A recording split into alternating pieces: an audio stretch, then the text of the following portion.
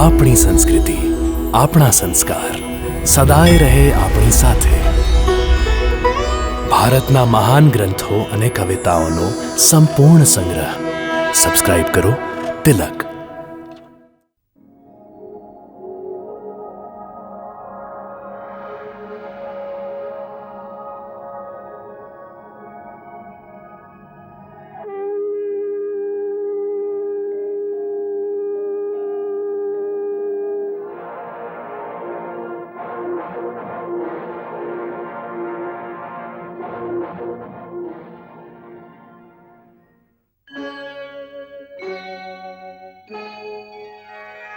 Krishna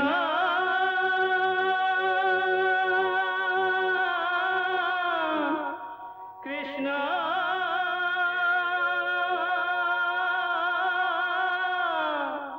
Hare Krishna Hare Hare.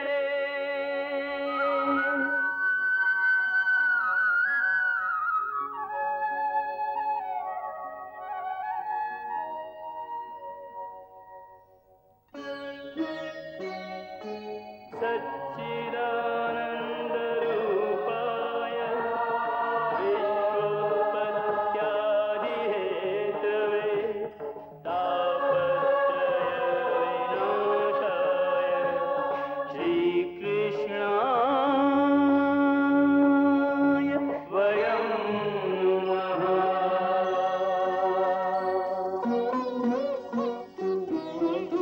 Shrikrishna Govind हरे मुरारे हे नाथ नारायण वासुदेव. हरे कृष्ण राधे राधे कृष्ण कृष्ण कृष्ण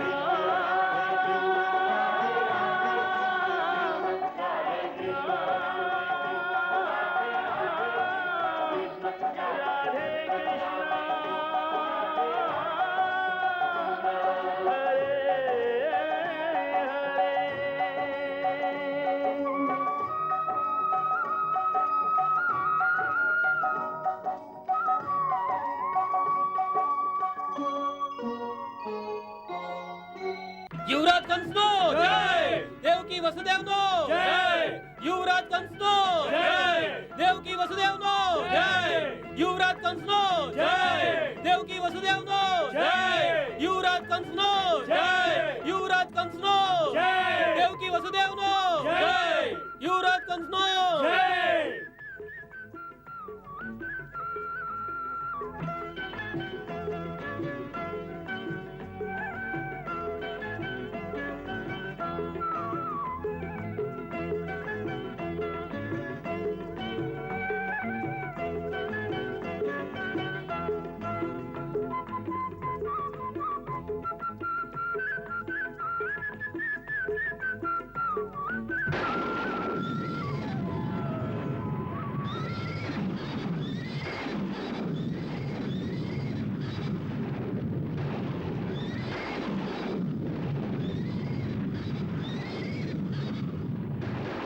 હે મૂર્ખ કંસ, હે મૂર્ખ કંસ, હે મૂર્ખ કંસ, કોણ છે અમને આ પ્રકારે સંબોધન કરનાર? કોણ છે જેને પોતાના પ્રાણોનો મોહ નથી રહ્યો? સામે આવી જાય. હે પરમ મૂર્ખ કંસ, આ ક્રોધ કરવાનો સમય નથી, આ ભેદ પ્રકટ કરવાનો સમય છે. તું તારા ભાગ્યમાં પોતાના જ હાથે આગ લગાડવા જઈ રહ્યો છે. હે મૂર્ખ, જેને તું આટલી પ્રશંસાથી રથમાં બેસાડીને લઈ જઈ રહ્યો છે, એ જ દેવકીના 8મા ગર્ભનું સંતાન તને મારી નાખશે.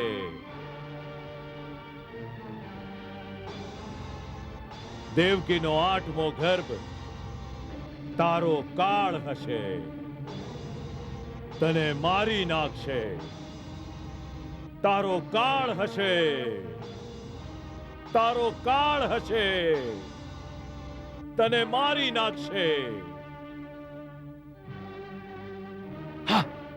મારો કાળ મને મારી નાખશે. દેવકીનો ઓષ્ટમ ગર્ભ મને મારી નાખશે. હા, દેવતા પણ જેના પગલા સાંભળીને થરથરવા લાગે છે, એ કંસને દેવકીનું 8મું સંતાન મારી નાખશે.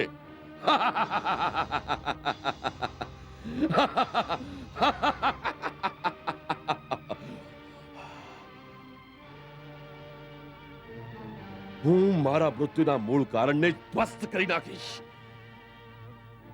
નહીં રહે દેવકી, નહીં હોય એનું 8મું સંતાન.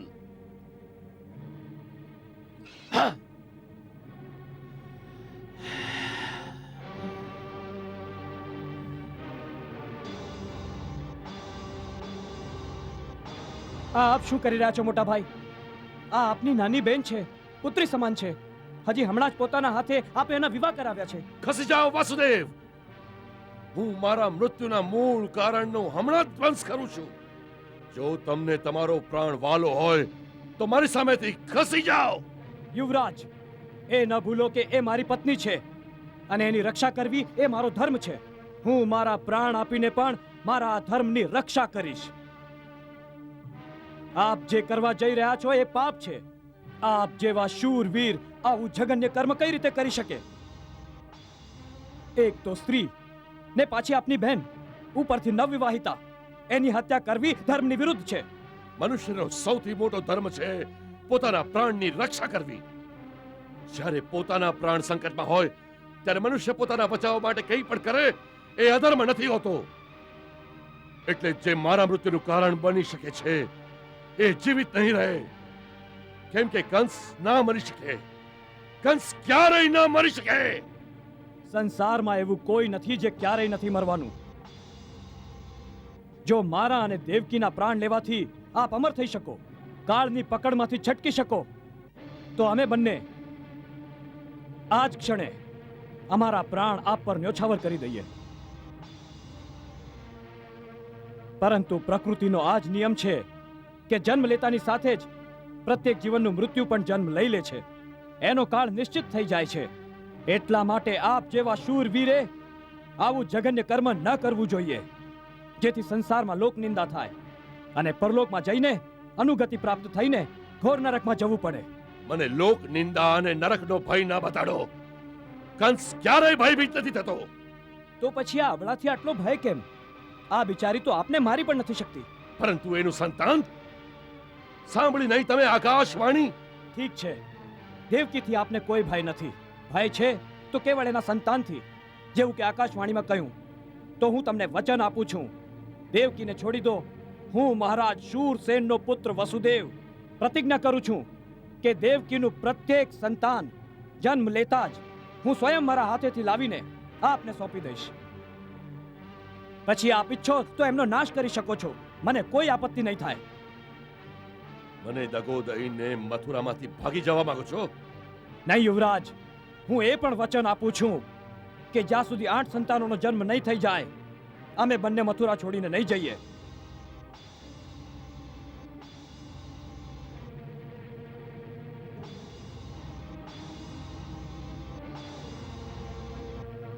જો આપને મારા વચન પર વિશ્વાસ ન થાય તો મારે વિવશ થઈને આપની સામે તલવાર ઉઠાવવી પડશે. અને મારા તલવાર ઉઠાવવાનો અર્થ આખા વૃષની વંશની તલવારો ઉઠશે. પછી જે એકતા માટે મહર્ષિ ગર્વે જે પ્રસ્તાવ મૂક્યો છે એ એકતા ખંડ ખંડ થઈ જશે. મને એનો વિશ્વાસ કેવી રીતે થાય કે તમે તમારા વચનનું પાલન કરશો? 8મું સંતાન તો બહુ દૂરની વાત છે. આની પરીક્ષા તો પહેલું સંતાન જન્મતા જ થઈ જશે. આખો સંસાર જાણે છે હું ક્યારેય અસત્ય વચન નથી કહેતો. મારો વિશ્વાસ કરો મોટા ભાઈ, હું મારા વચનનું પાલન કરીશ.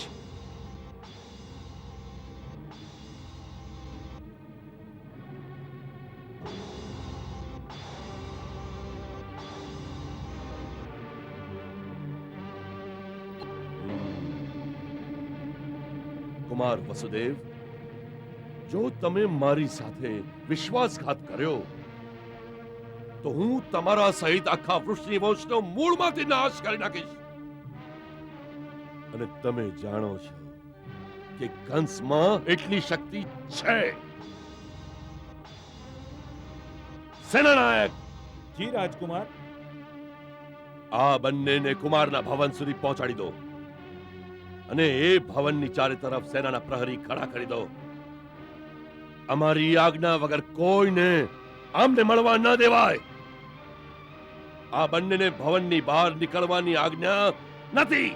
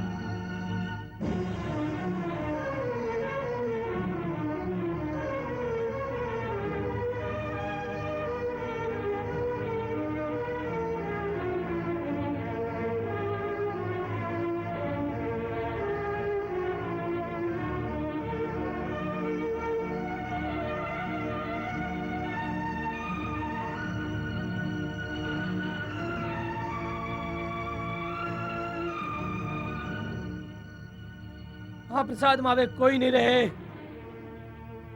આજથી બંદીગૃહ બની ગયું છે. જો કોઈએ તમારી પાસે છુપાઈને બનાવવાની ચેષ્ટા કરી તો એના પ્રાણ કદાપી નહીં બચે. ભાગવાની ચેષ્ટા ભૂલથી પણ ન કરતા. ચાલો.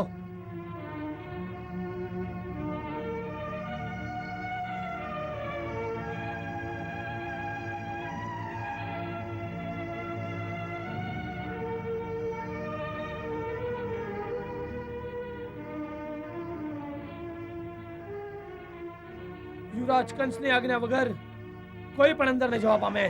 જેવી આજ્ઞા.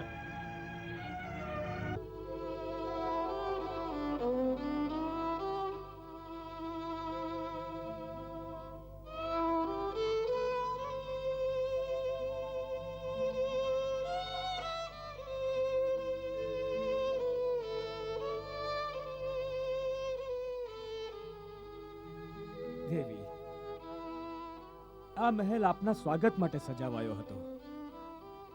આ પણ શું યાદ રાખશો કે સાસરામાં કેવું ભવ્ય સ્વાગત થયું મારું. પોતાના ઘરે આવ્યા પછી સ્ત્રીને સ્વાગતથી અધિક સુરક્ષાની આવશ્યકતા હોય છે. એટલે આપની સ્થિરતા અને આપનું ધૈર્ય જોઈને હું પોતાને પૂર્ણતઃ સુરક્ષિત સમજું છું.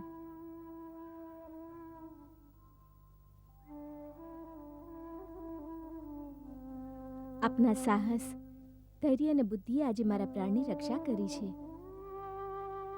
મારું શેષ જીવન તો આપનું ઋણી થઈ ગયું. દેવી, પતિ પત્નીની વચ્ચે ઋણનો વ્યાપાર નથી હોતો. એમનું સર્વસ્વ તો એકબીજાને માટે હોય છે.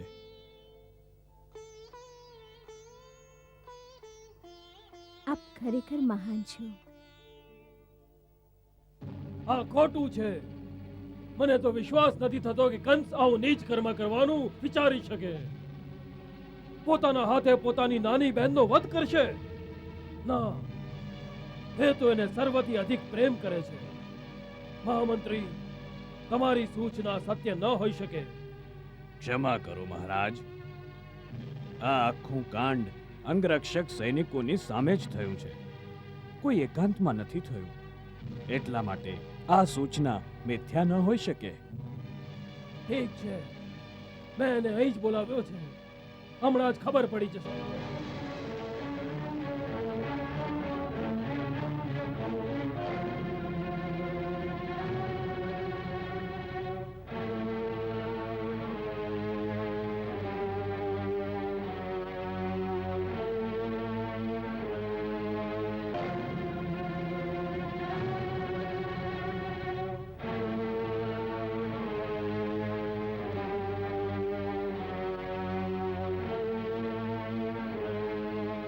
આપે મને બોલાયો મહારાજ. હા, શું આ સત્ય છે કે તું દેવકીનો વધ કરવા જઈ રહ્યો હતો? જી હા, એ સત્ય છે. તને લજ્જા નથી આવતી આ વાતનો સ્વીકાર કરતા? આવું મહાપાપ કોઈ વિચારી પણ ન શકે. એક સ્ત્રી ને પાછી બહેન, એના પર તલવાર ઉપાડતા તારા હાથ નહીં કાપ્યા? ધર્મ અને અધર્મનો કોઈ વિચાર નહીં આવ્યો તને? સૌથી મોટો ધર્મ છે પોતાના પ્રાણની રક્ષા કરવી. તેથી જ જો મને કોઈનાથી પણ મારા પ્રાણનો ભય હશે, ભલે સ્ત્રી હોય કે બાળક, એનો વધ કરવો જ મારો સૌથી મોટો ધર્મ છે. આવા જઘન્ય પાપનો સંકલ્પ કરવા માટે હું તને પ્રાણદંડ પણ આપી શકું છું. મારી દયા અને પિતૃ સ્નેહનો અનુચિત લાભ ઉઠાવવાની ચેષ્ટા પણ નહીં કરતો. લાભ હું નથી ઉઠાવતો મહારાજ, મારો લાભ તમે ઉઠાવી રહ્યા છો. આપ જાણો છો કે જ્યાં સુધી કંસ છે ત્યાં સુધી મથુરાનું રાજ્ય સુરક્ષિત છે. એટલે હું તારી દરેક અનુચિત વાત માનીશ? ના કંસ, આ તારી ભૂલ છે. હું રાજ્યને સુરક્ષિત રાખવા માંગુ છું, પણ ધર્મના રાજ્યને, પાપના રાજ્યને નહીં. જે શક્તિશાળી હોય છે એ જે કરે એ જ ધર્મ હોય છે. એટલે ધર્મ રાજ્ય શું છે ને પાપનું રાજ્ય શું છે એનો નિર્ણય એ જ કરશે જેની પાસે શક્તિ હશે. અને આ સમયે શક્તિ કોની પાસે છે આપ જાણો છો. હા, જાણું છું. શક્તિ સદા રાજાની પાસે જ હોય છે. તું સેનાપતિ અવશ્ય છે, પરંતુ મથુરાની સેના રાજભક્ત છે, રાજદ્રોહી નહીં. આજ શક્તિના ભરોસે હું તને આજ્ઞા આપું છું કે દેવકી અને વસુદેવના મહેલની ચારે તરફ તે જે પહેરો બેસાડ્યો છે એ આજે જ હટાવી દેવામાં આવે. હું અન્ય કોઈ દલીલ સાંભળવા નથી માંગતો.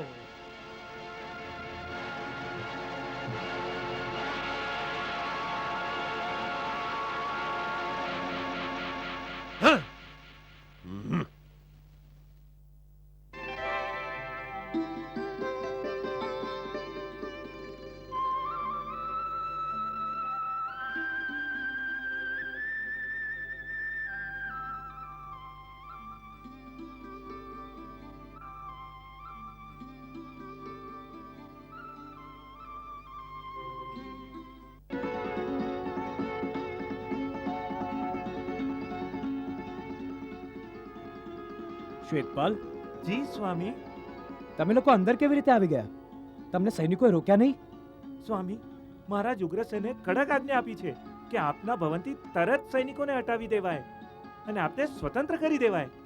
અચ્છા, અને સ્વામી, સાંભળ્યું છે કે મહારાજ યુવરાજ પર ખૂબ ક્રોધિત થયા છે.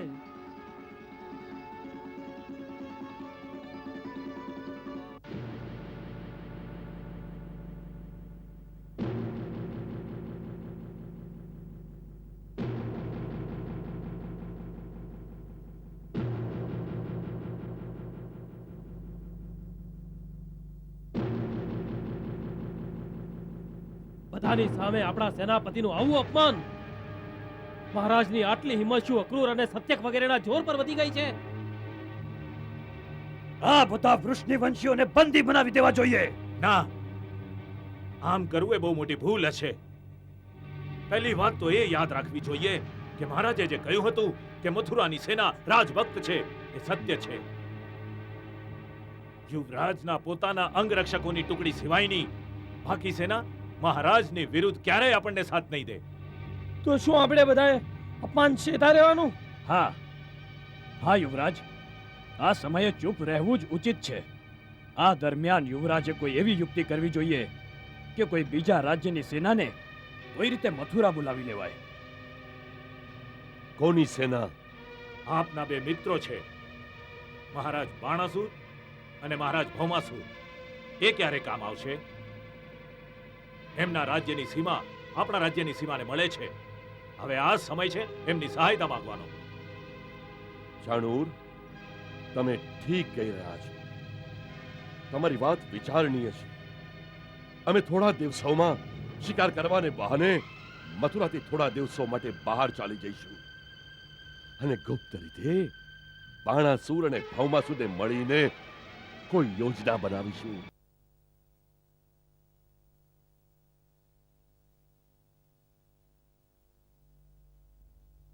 જુહાર મહારાજ. આવ અક્રૂરજી, પધારો. કહો, શું સમાચાર છે? સમાચાર તો બધા આપ પણ જાણો છો મહારાજ. આ સમયે તો કુમાર વસુદેવ અને દેવકીની રક્ષાનો પ્રશ્ન છે મહારાજ. એમને તો મહારાજ ઉગ્રસેને મુક્ત કરી દીધા છે. ભય અમને મહારાજથી નહીં, કંસથી છે. આજે ભલે એ મહારાજ ઉગ્રસેનની સામે દબાઈ ગયો છે, પરંતુ એ પાપી કુમાર વસુદેવ અને દેવકીને નિશ્ચિંત નહીં રહેવા દે. એના હાથે બંને ક્યારે સુરક્ષિત નહીં રહી શકે મહારાજ. તો હવે શું કરશો? એના પહેલા કે કંસ કોઈ બીજી ચાલ ચાલે, આપણે કુમાર વસુદેવ અને દેવકીને આ જ સમયે મથુરાથી બહાર કોઈ સુરક્ષિત સ્થાન પર પહોંચાડી દેવા જોઈએ. મહારાજ, અક્રૂરજીનો આ પ્રસ્તાવ ઉચિત છે, એનો સ્વીકાર કરી લો.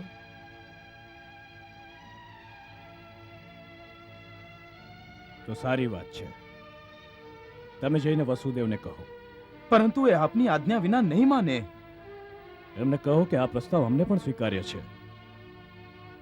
જુહાર મહારાજ.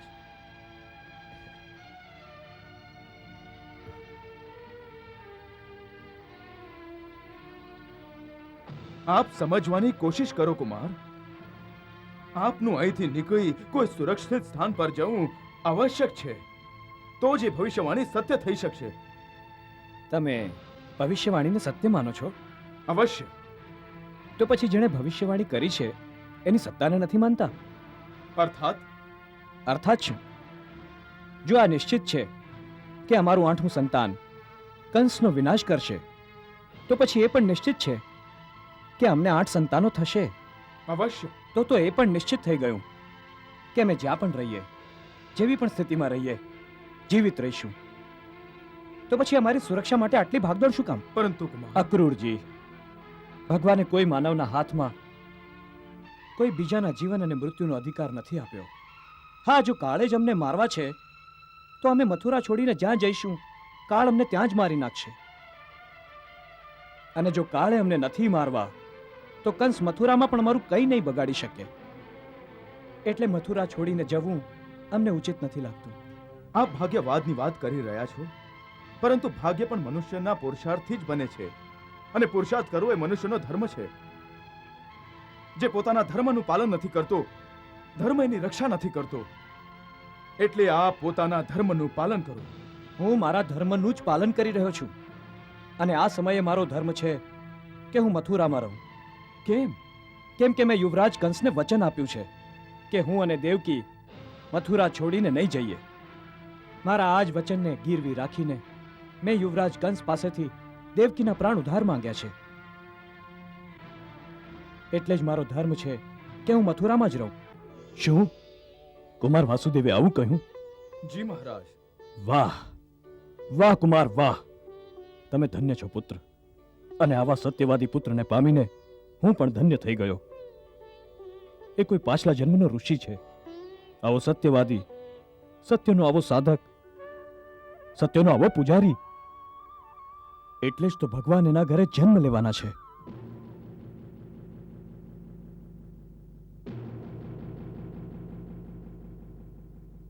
જો મહારાજ તમારા રસ્તામાં અવરોધ છે કંસ, તો એમને તમારા રસ્તામાંથી હટાવી દો. આ કહેવું સરળ છે મહારાજ બાણાસુર, પણ કરવું સરળ નથી. તમે સેનાપતિ છો, સેના તમારા અધીન છે. હા, સેના મારે આધીન છે, પણ મારી ભક્ત નથી.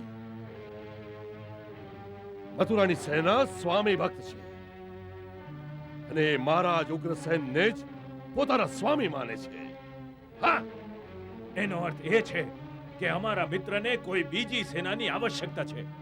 પણ આ સૈનિકો મથુરા પહોંચશે કઈ રીતે?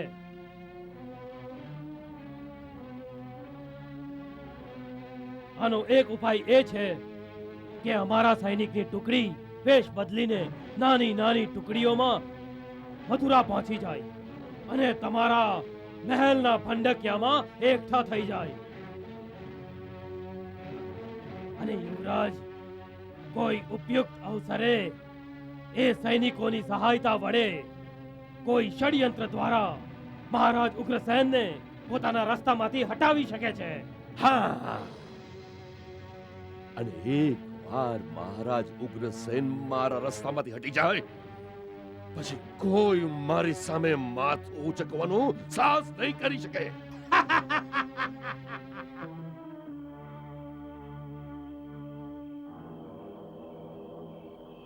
કંસ એક કાળો નાગ છે. જેમ નાગ પોતાનો બદલો લેવાનું નથી ભૂલતો, એ જ પ્રકારે કંસ પણ પોતાના આ અપમાનનો બદલો લેવાનું નહીં છોડે. એટલે એ આવશ્યક છે કે આપણે કંસની દરેક ચાલ પર નજર રાખીએ. મારા ગુપ્તચરોએ સૂચના આપી છે કે આ સમય કંસ મહારાજ બાણાસુરની રાજધાનીમાં છે, જ્યાં એમના બીજા મિત્ર રાજાઓ એકઠા થઈને મંત્રણા કરી રહ્યા છે. શું એનો અર્થ એ છે કે બધા મળીને મથુરા પર ચઢાઈ કરી દેશે? ના, એટલું જલ્દી નહીં, કારણ કે તેઓ આપણી સેનાની શક્તિને સારી રીતે જાણે છે. તેઓ આવી મૂર્ખતા ક્યારેય નહીં કરે. તો પછી મને ડર છે કે સામ સામે યુદ્ધ કરવાની જગ્યાએ એ લોકો કોઈ ષડયંત્ર રચશે.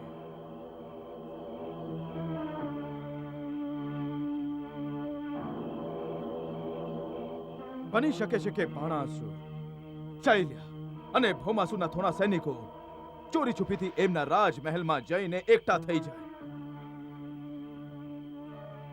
અવશ્ય બની શકે છે. એટલે જ પહેલા કામ એ કરો કે મથુરા પ્રવેશ કરવાના દ્વાર પર તમે વેશ બદલીને બેસી જાઓ અને કોઈ પણ બહારથી આવે એમની પર ચાંપતી નજર રાખો કે શું કરે છે, ક્યાં જાય છે, જોતા રહો.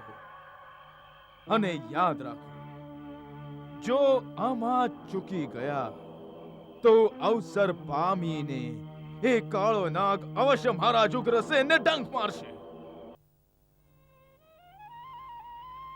સૂર્યભાન, વત્સ, દેવકીને અમારા આશીર્વાદની સાથે ભગવાનનો આ પ્રસાદ આપજે અને કહેજે કે ધૈર્ય રાખે. એણે એક દિવસ ભગવાનની માતા બનવાનું છે. સાંભળ્યું તમે? જ્યારે માતાશ્રી અને પિતાશ્રીને જાણ થઈ કે તમે ગર્ભ ધારણ કર્યો છે, તો એમણે જ્યેષ્ઠ ભ્રાતાશ્રીને હાથે ભગવાનનો પ્રસાદ મોકલ્યો છે અને સાથે એ પણ કહેવડાવ્યું છે કે દેવકીને કહેજો કે એ યાતનાઓથી વિચલિત ન થાય.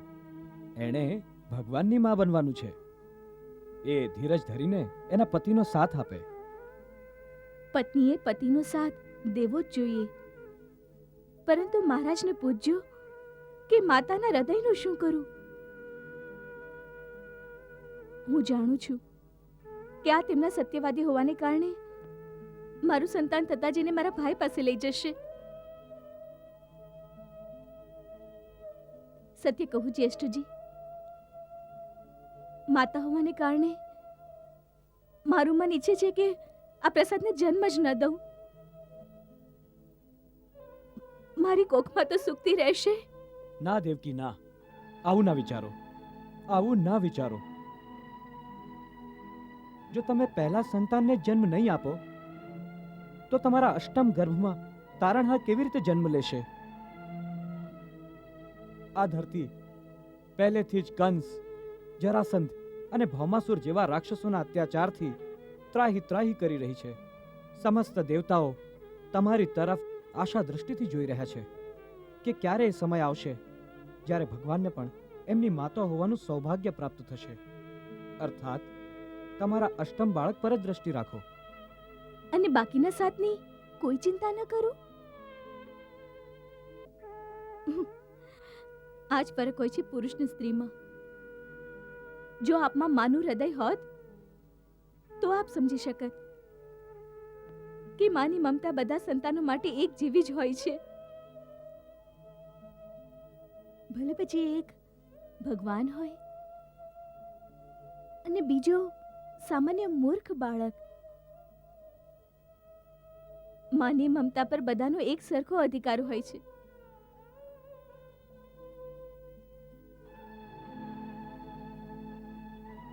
સાંભળ્યું છે કે વસુદેવના પહેલા સંતાનનો જન્મ થવાનો છે અને યુવરાજ કંસનું કહેવું છે કે એમના કોઈ પણ સંતાનને જીવિત નહીં છોડે.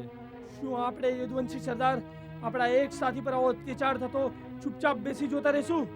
ના, આપણે ચૂપચાપ નથી રહેવું. ને તો એ વાત નથી ભૂલવાની કે આ સમયે કંસની શક્તિ બહુ વધી ગઈ છે. ત્યાં બાણાસુર અને ભૌમાસુર જેવા દૈત્યોની મિત્રતાથી એનું સાહસ 4 ગણું થઈ ગયું છે. એનો જાહેરમાં પ્રતિકાર કરવો સંભવ નથી. એના કરતા તો સારું છે કે બંગડીઓ પહેરીને બેસી જઈએ. આજે આ અત્યાચાર વસુદેવજી પર થયો છે, કાલે આપ પર, અમારા પર, કોઈ પર પણ થઈ શકે છે. અને મને તો લાગે છે કે એ એક એક કરીને આપણા બધાની હાલત રાજકુમાર વસુદેવ જેવી જ કરી નાખશે.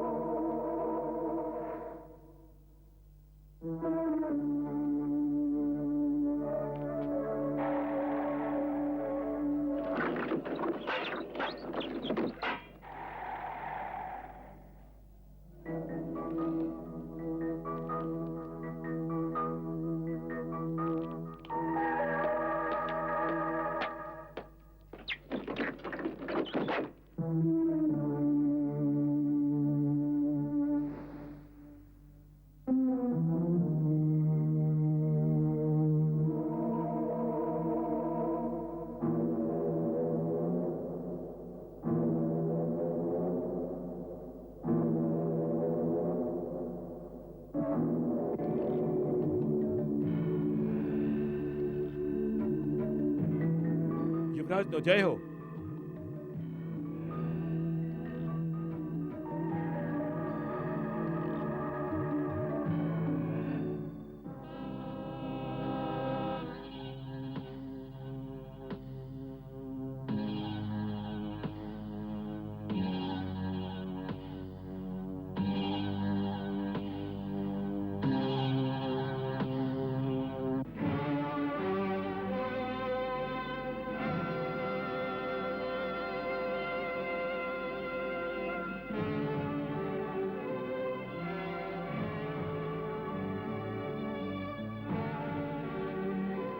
શું કારણ છે કે આટલા મહિનાઓમાં કેવળ આટલા જ સૈનિકો ભેગા થયા છે? હા, યુવરાજ, એમ લાગે છે કે મથુરાના યદુવંશી સરદારોને આ વાતનો સંદેહ થઈ ગયો છે કે વેશ બદલીને આપની સહાયતા માટે કેટલાક લોકો બહારથી આવી રહ્યા છે.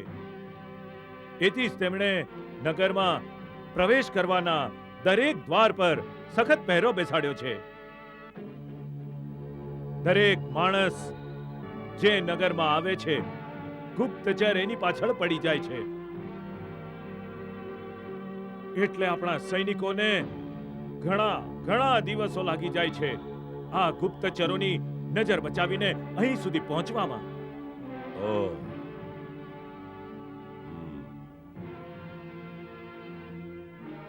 હજી કેટલો સમય લાગશે? હજી કેટલો સમય લાગશે? હા, આવી પરિસ્થિતિમાં 2-3 મહિના તો લાગી જ જશે.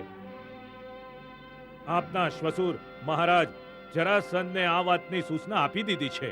શું આપની પાસે એમનો કોઈ ઉત્તર આવ્યો છે? હા, કાલે જ એમનો એક ગુપ્તચર મગધથી અહીં આવી પહોંચ્યો. એણે કહ્યું છે કે મહારાજ જરાસંધે તેમની સેનાની એક વિશેષ ટુકડી મથુરા તરફ મોકલી દીધી છે. એમને પહોંચતા 1 મહિનો લાગશે. પરંતુ એ સીધા મથુરા નહીં આવે. મથુરાથી થોડે દૂર જંગલોમાં છુપાઈને રહેશે અને અવસર આવતા જ, મારો સંકેત મળતા જ એ અચાનક નગરમાં પહોંચી જશે. તો આપણે એમની પ્રતીક્ષા કરવી જોઈએ. અવશ્ય એટલા સમયમાં આપણા પણ સૈનિકો એકત્રિત થઈ જશે.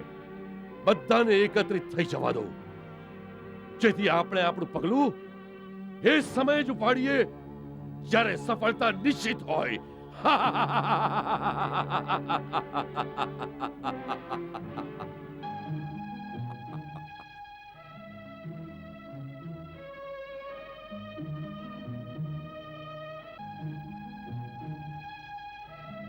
વધામણા વધામણા મહારાજ વધામણા.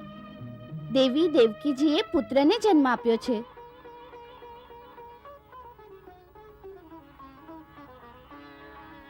દેવી કેમ છે? સ્વસ્થ છે પણ હોશમાં નથી.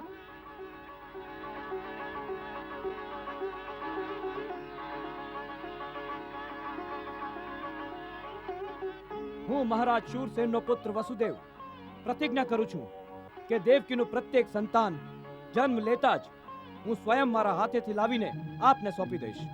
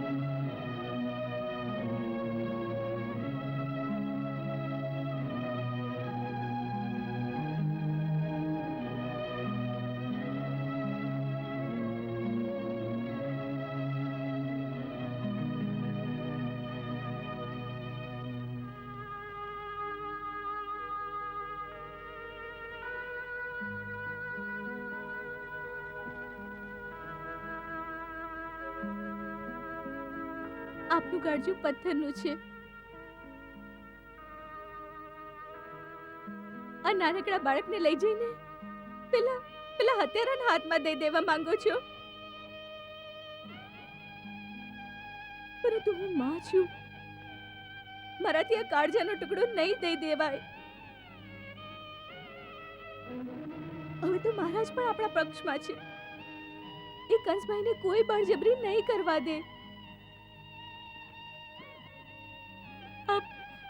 આપ મારા બાળકને ન લઈ જાઓ, ન લઈ જાઓ મારા બાળકને.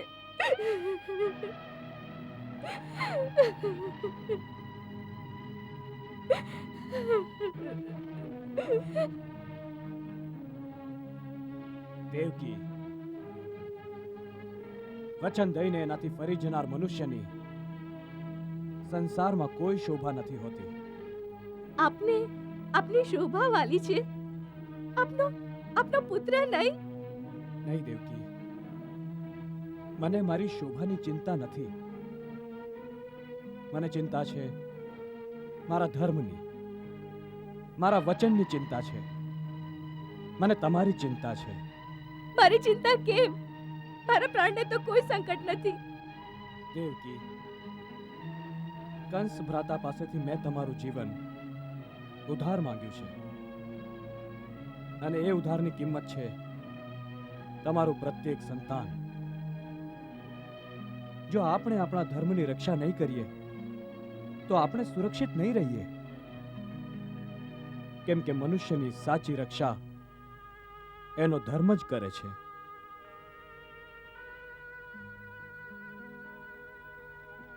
આપ પુરુષ છો, સ્ત્રીનું હૃદય નથી સમજી શકતા. નહીં દેવકી, જો તમે એમ સમજતા હો કે પોતાના જ પુત્રને પોતાના જ હાથે મૃત્યુના મુખમાં ધકેલતા મને કોઈ પીડા નથી થતી, તો એ તમારી ભૂલ છે. પરંતુ ધર્મનું મૂલ્ય જીવન અને મૃત્યુ કરતાં પણ અધિક હોય છે, એ તમારે ન ભૂલવું જોઈએ.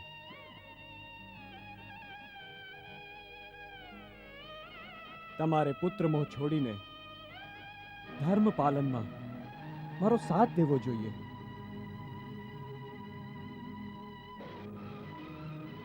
નહીં નહીં નહીં નહીં નહીં નહીં નહીં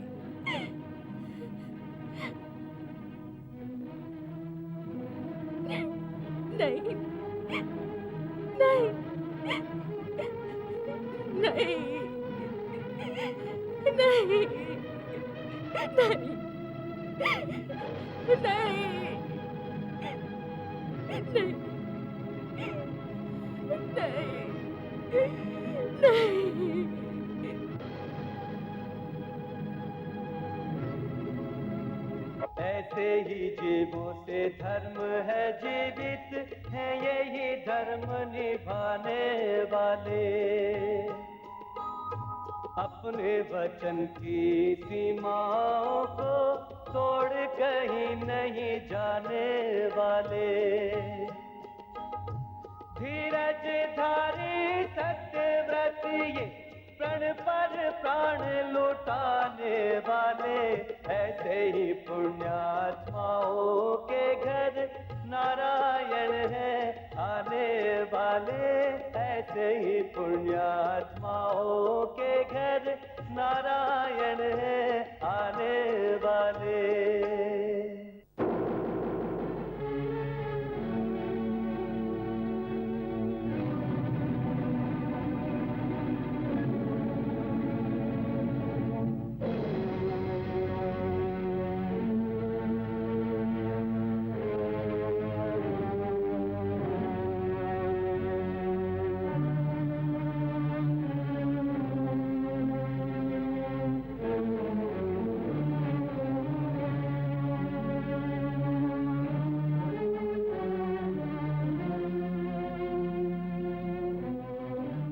મોટા ભાઈ, મેં આપને વચન આપ્યું હતું કે દેવકીના પ્રત્યેક સંતાનને હું આપને હવાલે કરી દઈશ. તો આ દેવકીનો પ્રથમ પુત્ર છે.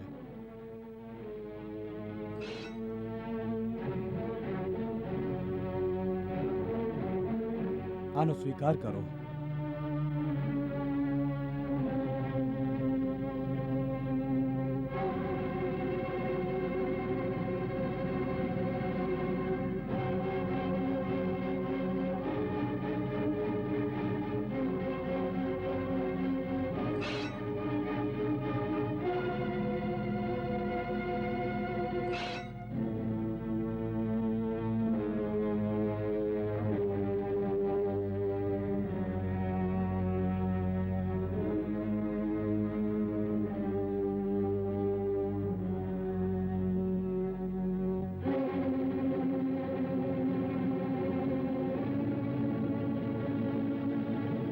આનું નામકરણ કર્યું? જી. શું નામ રાખ્યું છે આનું? કીર્તિમાન. કીર્તિમાન? હા